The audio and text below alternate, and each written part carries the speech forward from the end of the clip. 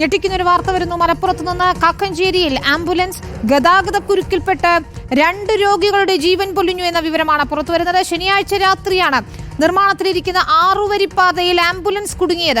എടരിക്കോട് സ്വദേശി സുലൈഖ, വള്ളിക്കുന്ന് സ്വദേശി ഷജിൽ കുമാർ എന്നിവരാണ് മരിച്ചത്. ഹൃദയാഘാതത്തെ തുടർന്ന് ഗുരുതരാവസ്ഥയിലായ ഷജിൽ കുമാറുമായി ആംബുലൻസ് 20 മിനിറ്റോളമാണ് ബ്ലോക്കിൽ കിടന്നത്. മുബഷീർ പി അക്ബർ ചേരുന്നു വിശദാംശങ്ങളുമായി. മുബഷീർ, ആംബുലൻസിന് പോലും കടന്നു പോകാൻ കഴിയാത്ത വിധത്തിൽ ഗതാഗത കുരുക്കായിരുന്നു.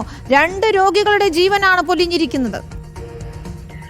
തീർച്ചയായും വിനീത, 6 വരിപ്പാത ദേശീയപാതയുടെ നിർമ്മാണത്തിന്റെ ഭാഗമായി കഴിഞ്ഞ കുറെ ദിവസങ്ങളായി ഈ ഒരു മേഖലയിൽ വലിയ രീതിയിലുള്ള ഗതാഗത കുരുക്ക് അനുഭവപ്പെടുന്നുണ്ട്. അതിൽ ഏറ്റവും ഒടുവിലാണ് ദാരുണമായ ഒരു സംഭവം ഉണ്ടായിരിക്കുന്നത്. കഴിഞ്ഞ ശനിയാഴ്ചയാണ് ഇത്തരമൊരു സംഭവം ഉണ്ടായത്. ഗുരുതരാവസ്ഥയിലുള്ള രോഗികളുമായി ആശുപത്രിയിലേക്ക് കുതിച്ച ആംബുലൻസുകളാണ് ഗതാഗത കുരുക്കിൽ ആ ഒരു ഘട്ടത്തിൽ പെടുന്നത്. എടരിക്കോട് കളത്തിങ്ങൽ വീട്ടിൽ സുലൈഖ, 54 വയസ്സുള്ള വയോധികയും അതുപോലെ തന്നെ വള്ളിക്കുന്ന് അരിയല്ലൂർ കൊട്ടാശ്ശേരി സ്വദേശി ഷജിൽ കുമാർ എന്നിവരുമായി പോയ 2 ആംബുലൻസുകളാണ് ഏറെ നേരം ഈ ഒരു ഗതാഗത കുരുക്കിൽ പെട്ടതിനെ തുടർന്ന് ആശുപത്രിയിലേക്ക് കൃത്യമായി എത്താൻ സാധിക്കാത്തത് വരുന്നത്. ഈ ഒരു സംഭവം ഈ 2 പേരുടെയും ജീവൻ കവരുന്ന സംഭവത്തിലേക്ക് മാറി എന്നുള്ളതാണ് ഏറ്റവും സങ്കടകരമായിട്ടുള്ള കാര്യം. നിർമ്മാണത്തിലിരിക്കുന്ന പുതിയ 6 വരിപ്പാതയിൽ കാക്കഞ്ചേരി ഭാഗത്താണ് ആംബുലൻസുകൾ കുടുങ്ങിക്കിടന്നത്. ഇതിനെ തുടർന്ന് രോഗികൾക്ക് യഥാസമയം ചികിത്സ നൽകാനായില്ല എന്നുള്ളതാണ് പ്രധാനപ്പെട്ട കാര്യം. കോട്ടക്കൽ മിംസ് ആശുപത്രിയിൽ നിന്നും സുലൈഖയുമായി വൈകിട്ട് 5:30 കോഴിക്കോട് ഇഖ്ര ആശുപത്രിയിലേക്ക് ഒരു ആംബുലൻസ് പുറപ്പെടുന്നത്.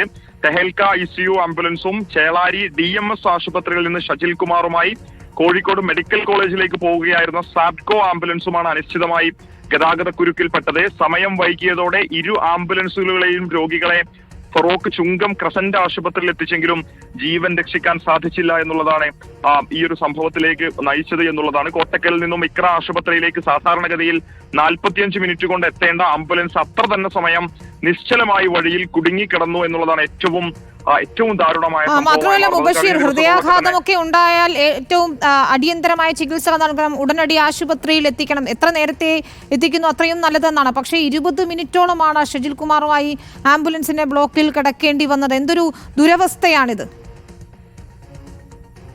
തീർച്ചയായും ദുരവസ്ഥ ആ ഒരു മേഖലയിൽ തുടരാൻ തുടങ്ങിയിട്ട് കഴിഞ്ഞ കുറെ ദിവസങ്ങളായി. ആംബുലൻസ് ഡ്രൈവേഴ്സുമായി ഒരു സംഭവത്തെക്കുറിച്ച് സംസാരിക്കുമ്പോഴും അവരൊക്കെ തന്നെ ഇത് ആവർത്തിച്ച് പറയുന്നുണ്ട്. ആ ഒരു മേഖലയിൽ ഇത്രയധികം ഗതാഗത കുരുക്കുണ്ടെന്ന വിവരം നേരത്തെ ആരെങ്കിലും ഒന്ന് അറിയിച്ചിരുന്നെങ്കിൽ മറ്റു മേഖലകളിലൂടെ സർവീസ് റോഡുകളൊക്കെ തന്നെ ആശ്രയിച്ചുകൊണ്ട് നഗരത്തിലേക്ക് എത്താൻ സാധിക്കുമായിരുന്നു. പക്ഷെ അത്തരമൊരു വിവരം ലഭിച്ചില്ല. കാക്കഞ്ചേരി ഭാഗത്ത് ഗതാഗത കുരുക്കിൽ പെടുന്നു.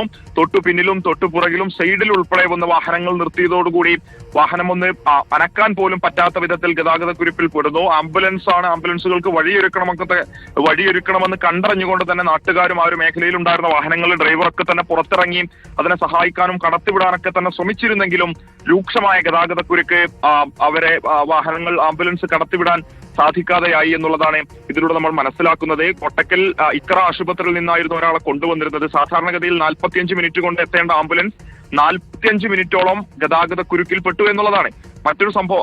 അതോടൊപ്പം മരണം സംഭവിച്ചിട്ടുള്ള 2ാമത്തെ കേസിലും സമാനമായ രീതിയിൽ ഏകദേശം ചേളാരിയിൽ നിന്നും 20 മിനിറ്റ് ദൈർഘ്യത്തിൽ മാത്രമാണ് കോഴിക്കോട് മെഡിക്കൽ കോളേജിൽ എത്താൻ എടുക്കാറുള്ളത്. പക്ഷേ അരമണിക്കൂറോളം ആംബുലൻസ് അവിടെ കുടുങ്ങിക്കിടക്കുന്ന ഒരു സാഹചര്യം ഉണ്ടായി എന്നുള്ളതാണ്. 4 വരിയായി കുടുങ്ങിക്കിടക്കുന്ന വാഹന നിരയിൽ നിന്ന് 1 ഇഞ്ച് പോലും അനങ്ങാനാവാതെ ആംബുലൻസ് നിശ്ചലമാവുകയായിരുന്നു എന്നുള്ളതാണ് ആംബുലൻസ് ഡ്രൈവേഴ്സ് നമ്മളോട് വ്യക്തമാക്കുന്നത്. ദാരുണമായ സംഭവമാണ്. ഇനി ഇത്തരം സംഭവങ്ങൾ ആവർത്തിക്കാതിരിക്കാൻ അതത് മേഖലകളിൽ ആംബുലൻസ് പോലെയുള്ള അടിയന്തര സാഹചര്യങ്ങളിൽ പോകേണ്ട വാഹനങ്ങൾക്ക് നൽകേണ്ട അറിയിപ്പിന് വേണ്ടിയിട്ട് പോലീസിനെങ്കിലും ഉപയോഗിക്കണം എന്നുള്ളതാണ് നാട്ടുകാരുടെ ഏറ്റവും പ്രധാനപ്പെട്ട കാര്യം തന്നെയാണ്. ആംബുലൻസുകളെ കടത്തിവിടുക എന്നതാണ് നമ്മൾ ഏറ്റവും ആദ്യം ചെയ്യേണ്ടത്. ഇനിയൊരു ജീവനും ആ നിരത്തിൽ പൊലിഞ്ഞുകൂടാ.